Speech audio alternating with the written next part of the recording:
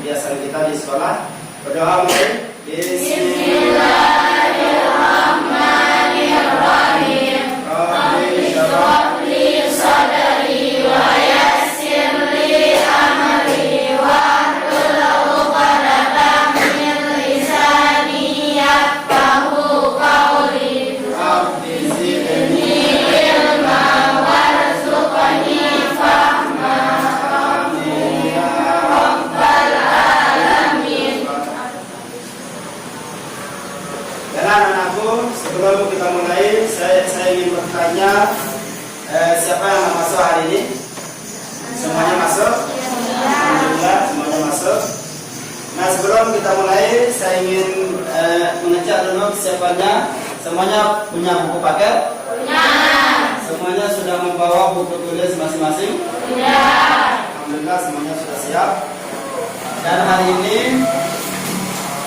kita akan membahas tentang bab awal ya. Bab pertama, apa judulnya?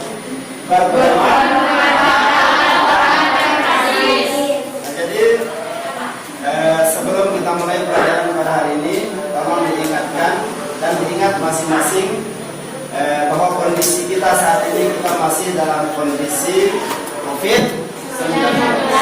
Makanya kita harus tetap mengikuti himbauan pemerintah untuk kita menerapkan protokol kesehatan. Menerapkan 3M. Yang pertama, Memakai masker.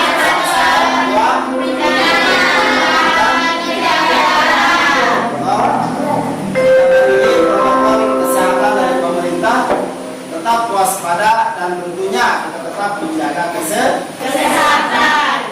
Jadi COVID-19 bukan halangan kita untuk belajar. COVID-19 bukan halangan kita untuk berprestasi. Ya.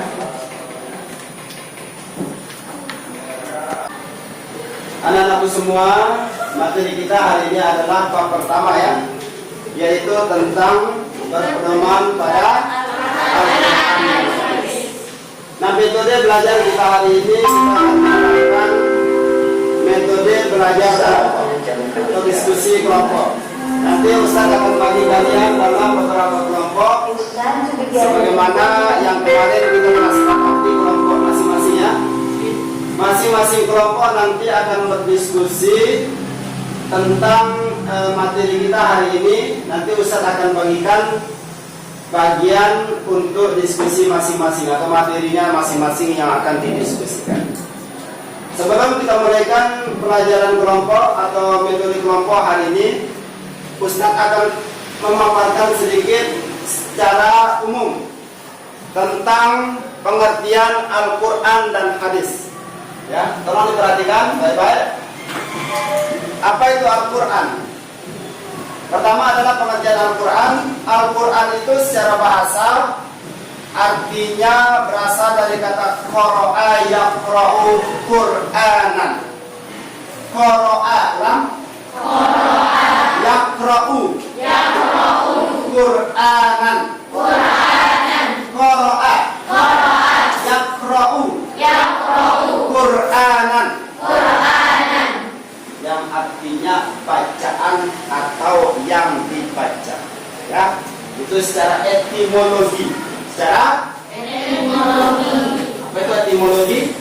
Bahasa.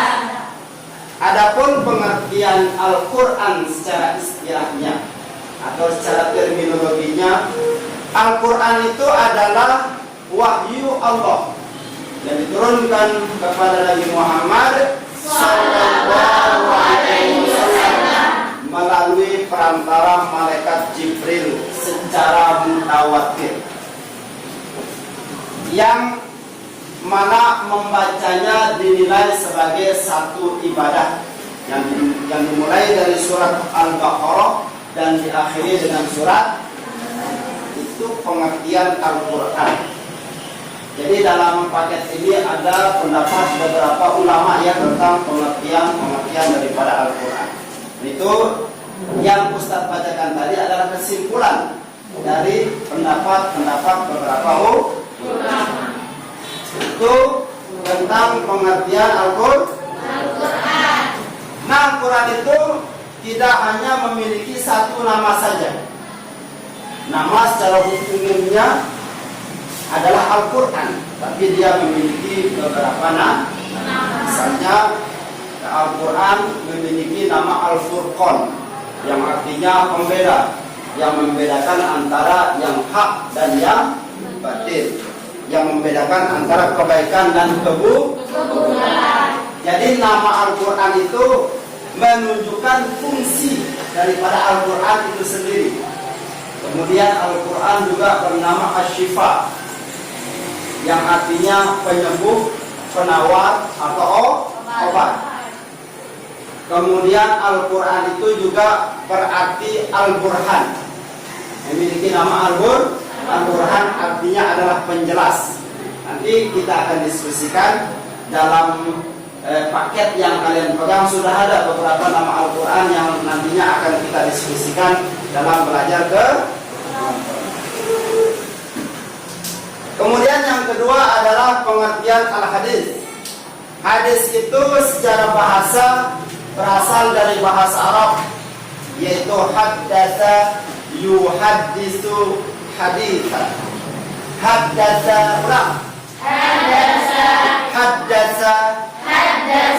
yuhaddisu hadisan. Haddatsa yuhaddisu hadisan, yang memiliki arti kejadian atau memiliki arti sesuatu yang baru atau memiliki arti cerita, kabar dan sebagainya. Itu pengertian hadis secara etimologi atau secara bahasa. Adapun pengertian hadis secara istilahnya, ulama mendefinisikan al-hadis huwa ma udifa ila Nabi sallallahu alaihi wasallam qawlan aw fi'lan aw taqriran aw sifatan. Hadis itu adalah segala yang disandarkan kepada Nabi Muhammad sallallahu alaihi wasallam, baik ucapan, perbuatan Nabi, ketetapan Nabi atau sifat-sifatnya Nabi. Itu pengertian hadis. Jadi semua yang diucapkan oleh Nabi, semua yang dikerjakan dalam bentuk perbuatan Nabi, semua yang ditetapkan dalam ketetapan Nabi atau sifat-sifat Nabi, semuanya tergolong dalam pengertian hadis. Nanti kita lihat di dalam diskusi kelompoknya, kalian akan membahas tentang pengertian hadis. Apa itu fungsinya hadis bagi Al-Quran? Jadi Al-Quran itu secara umumnya dia menjadi sumber hukum utama di dalam Islam. Artinya rujukan umat Islam, baik ulama maupun umat, di dalam menetapkan hukum. Pertama, kita harus mengambil referensi atau rujukan dari Al-Quran. Yang kedua, rujukan umat Islam atau referensi yang bisa kita jadikan sebagai landasan hukum dalam menetapkan hukum dalam Islam. Yang kedua adalah hadis Nabi Muhammad SAW. Jadi Al-Quran merupakan sumber hukum yang pertama atau yang utama, dan hadis merupakan sumber hukum yang kedua. Demikian gambaran atau penjabaran dari Ustaz sekitar materi kita pada hari ini. Nah, sekarang sebagaimana yang Ustaz instruksikan tadi tentang pelajaran kelompok, kita mulai saja pelajaran kelompoknya. Masing-masing kelompok silahkan mengambil posisi berhadapan dengan temannya yang di depan dan yang di belakang untuk memulai belajar kelompoknya. Kelompok satu mana? Angkat tangan. Ya. Apa judulnya? Besaran suaranya. Dan kelompok dua? Nama Al-Quran. Kelompok tiga mana?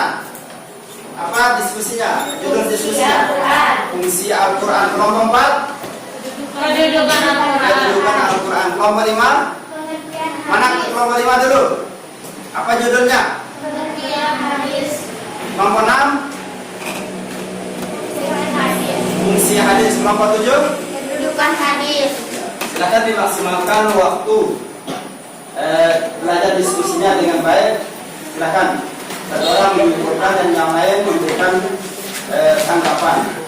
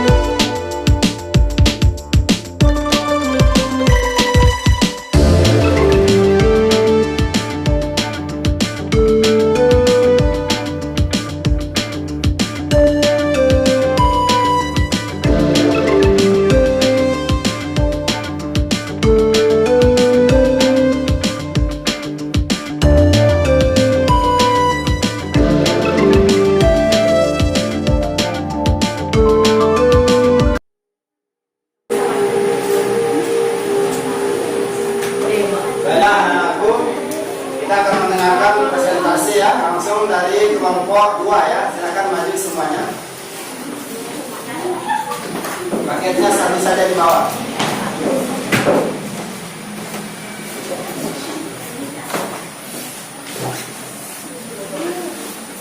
Satu orang yang ngomong ya.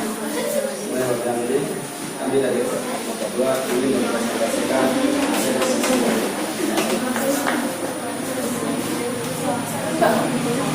Baik. Assalamualaikum warahmatullahi wabarakatuh. Waalaikumsalam warahmatullahi wabarakatuh. Kami dari kelompok 2 akan mempresentasikan hasil diskusi yang berjudul Nama-nama Al-Quran.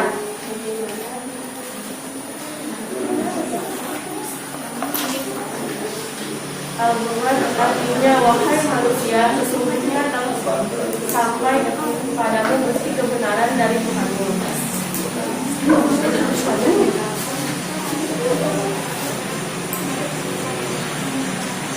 Al-Quran artinya bukti, maksudnya Al-Quran merupakan bukti yang menunjukkan kebenaran. Hal ini sebagaimana dijelaskan dalam firman Allah sebagai berikut.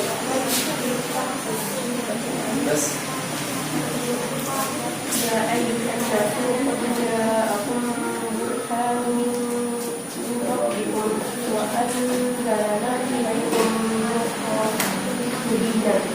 Artinya, wahai manusia, sesungguhnya telah sampai kepadamu bukti kebenaran dari Tuhanmu, Muhammad, dan telah kami turunkan kepadamu cahaya yang telah benderang. Ganti. Yang kedua yaitu Alkitab. Alkitab adalah salah satu nama bagi kitab suci Al-Quran. Al-Quran sering disebut sebagai kitabullah, artinya kitab suci Allah. Alkitab juga bisa diartikan yang ditulis. Ayat Al-Quran yang di dalamnya terdapat kata Alkitab sebagai nama bagi Al-Quran yaitu Zalikal kitabul la raiba fihi hudal lil muttaqin, yaitu artinya kitab Al-Quran ini tidak ada keraguan padanya, petunjuk bagi mereka yang bertakwa. Quran surah Al-Baqarah ayat 2.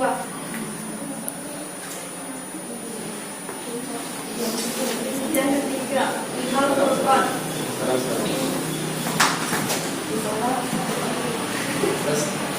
Al-Quran artinya pembeda, maksudnya adalah yang membedakan antara yang hak dan yang batil. Al-Quran merupakan salah satu nama Al-Quran yang sebagaimana yang ditulis dalam surah Al-Quran ayat 1. Nama Allah nanti nazzala Al-Quran ala abdihi yakunu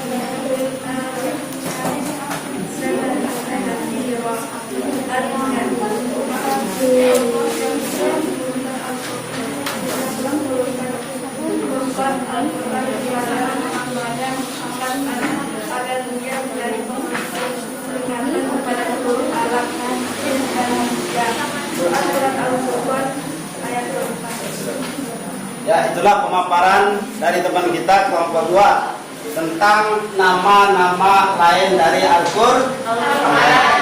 Silakan kelompok yang lain untuk memberikan tanggapan atau pertanyaan yang nantinya akan dijawab oleh kelompok yang di depan. Silakan.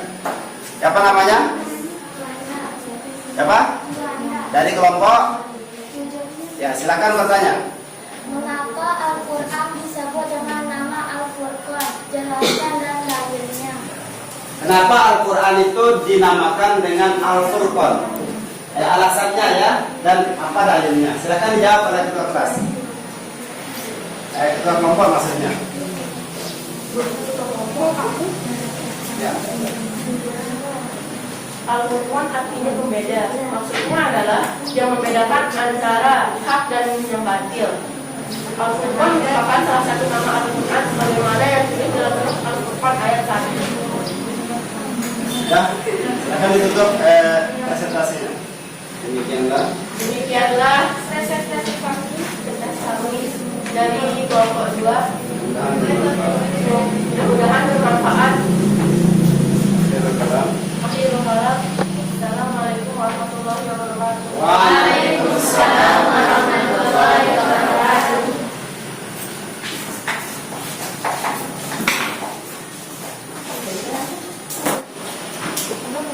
menyimak pemaparan dari hasil diskusi temannya, yaitu kelompok 2 ya. Ini.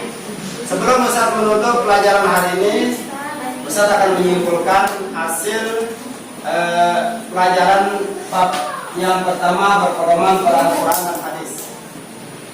Sesuai dengan pembahasan Ustaz tadi, bahwa Al-Quran, pengertian Al-Quran itu adalah wahyu Allah Subhanahu wa Ta'ala yang diturunkan kepada Nabi Muhammad SAW secara mutawatir melalui perantara malaikat Jibril alaihissalam, yang dinilai ibadah bagi orang yang membacanya dimulai dari surat An-Nas, dimulai dari surat Al-Fatihah dan diakhiri dengan surat An-Nas. Jadi Al-Quran itu memiliki beberapa nama.